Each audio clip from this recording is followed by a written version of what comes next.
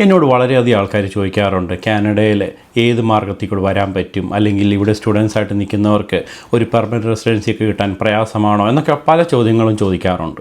ഇതിനെല്ലാം കാരണമെന്ന് പറയുന്നത് കാനഡയിൽ പല രീതിയിലുള്ള ഒരു പെർമനൻറ്റ് റെസിഡൻസി പ്രോഗ്രാംസ് ഉണ്ട്. ആ പല പ്രോഗ്രാംസിനെ കുറിച്ചുള്ള അറിവുകൾ നമ്മുടേത് പരിമിതമാണ് എന്നുള്ളതാണ്. അങ്ങനത്തെ ഉള്ളൊരു ലേറ്റസ്റ്റ് ആയിട്ടുള്ളൊരു പ്രോഗ്രാമിനെ കുറിച്ചാണ് ഞാൻ ഈ വീഡിയോയിൽ പറയാൻ പോകുന്നത്. പുതിയൊരു വീഡിയോയിലേക്ക് എല്ലാവർക്കും സ്വാഗതം.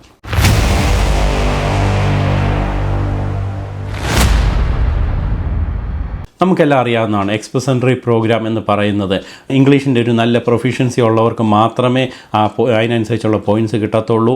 മാത്രമല്ല ഇപ്പോഴത്തെ ലേറ്റസ്റ്റ് ആയിട്ടുള്ള CRS റോ എന്നൊക്കെ പറയുന്നത് 500-ന് മുകളിൽ പോയിൻറ്റ്സ് ഉള്ളവർക്ക് മാത്രമേ PR കൊടുക്കുന്നുള്ളൂ എന്നുള്ളതാണ്. അതേപോലെ തന്നെ ലേറ്റസ്റ്റ് ആയിട്ട് ഇപ്പം LMI ജോബുകളിന് പോയിൻറ്റ്സ് എടുത്ത് കളയുക, അങ്ങനെ പല മാറ്റങ്ങളൊക്കെ ഉണ്ടായി. എന്നാൽ പലർക്കും അറിയാതെ കിടക്കുന്ന ഒരു പ്രോഗ്രാമാണ്. നിങ്ങളുടെ IELTS സ്കോർ വളരെ കുറവാണെങ്കിലും അതുമല്ലെങ്കിൽ നിങ്ങൾക്കൊരു ജോബ് ഓഫർ ലെറ്റർ ഒന്നും ഇല്ലെങ്കിൽ പോലും ഈ പ്രോഗ്രാമിൽ അപ്ലൈ ചെയ്യാം എന്നുള്ളതാണ്. അപ്ലൈ ചെയ്ത കുറച്ച് പേർക്ക് PR കിട്ടുന്നുണ്ട് എന്നുള്ളതാണ് ഇതിൻ്റെ ഒരു നിജസ്ഥിതി എന്ന് പറയുന്നത്. ആ പ്രോഗ്രാമിൻ്റെ പേരാണ് rural community immigration pilot programme അഥവാ RCIP എന്ന് പറയുന്നത്. ഈ പ്രോഗ്രാം 2025 ജനുവരിയിലാണ് ലോഞ്ച് ചെയ്തതെങ്കിൽ പോലും ഇപ്പോഴും പല സീറ്റുകളും ഇപ്പോഴും വേക്കൻ്റ് ആയിട്ട് കിടക്കുന്നു എന്നുള്ളതാണ് ഈ പുതിയ ലേറ്റസ്റ്റ് ആയിട്ടുള്ള അപ്ഡേറ്റുകൾ പറയുന്നത്.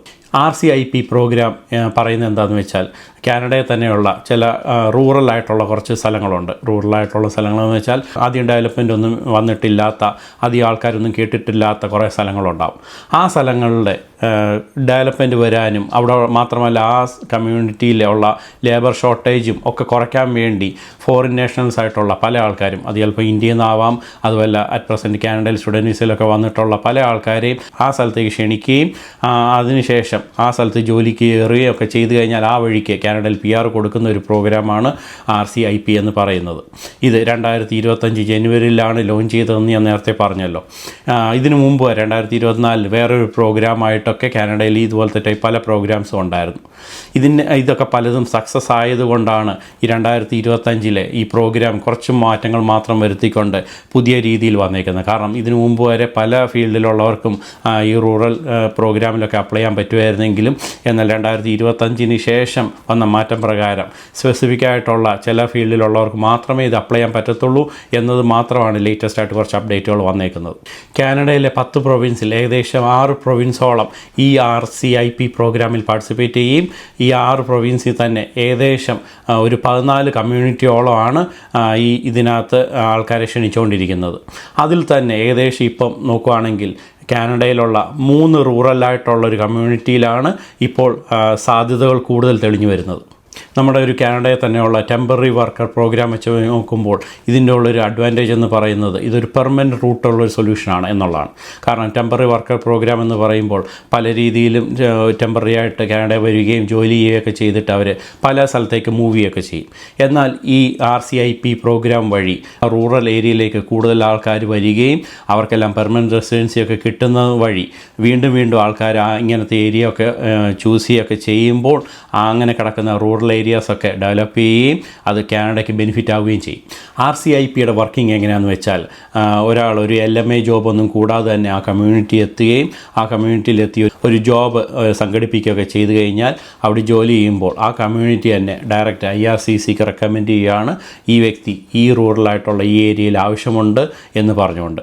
അങ്ങനെ ആ റെക്കമെൻഡേഷൻ കാരണം IRCC ഈ കാൻഡിഡേറ്റിൻ്റെ PR പ്രോസസ്സ് ഫാസ്റ്റ് ആവുകയും പെർമനൻറ്റ് റെസിഡൻസി പെട്ടെന്ന് തന്നെ ആ വ്യക്തിക്ക് കിട്ടുകയും ചെയ്യുന്നതാണ് ഇതിൻ്റെ പ്രോസസ്സ് എന്ന് പറയുന്നത്. ഈ RCIP പ്രോഗ്രാമിൽ അപ്ലൈ ചെയ്യുന്ന ആപ്ലിക്കൻസിൻ്റെ ഒരു മെയിൻ അഡ്വാൻറ്റേജ് എന്തെന്ന് വെച്ചാൽ IELTS സ്കോർ വളരെ ചെറിയ സ്കോർ മതി എന്നുള്ളതാണ്.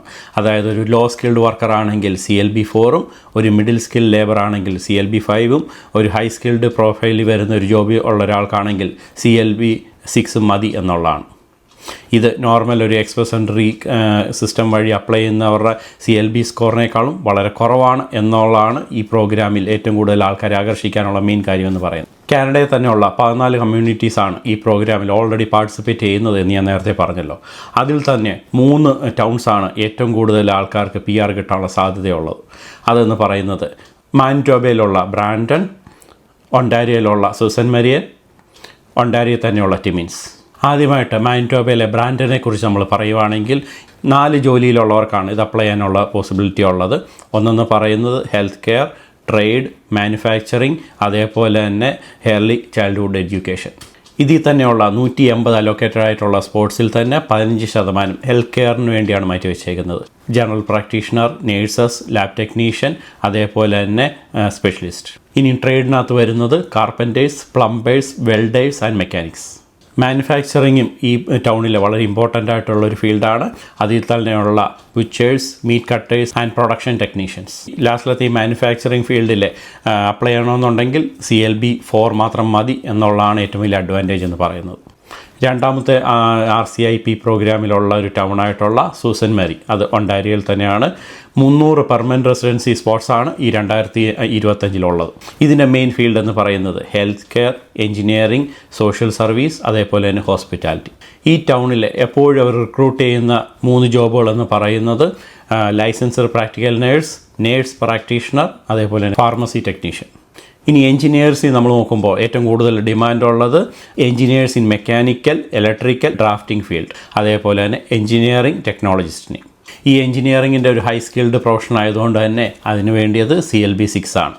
എങ്കിൽ പോലും എക്സ്പ്രസ് എൻട്രിയിൽ നമ്മൾ നോക്കുമ്പോൾ CLB 7 വെച്ച് നോക്കുമ്പോൾ വളരെ കുറവാണ് എന്നതാണ് ഈ പ്രോഗ്രാമിൻ്റെ മറ്റൊരു അഡ്വാൻറ്റേജ് എന്ന് പറയുന്നത്.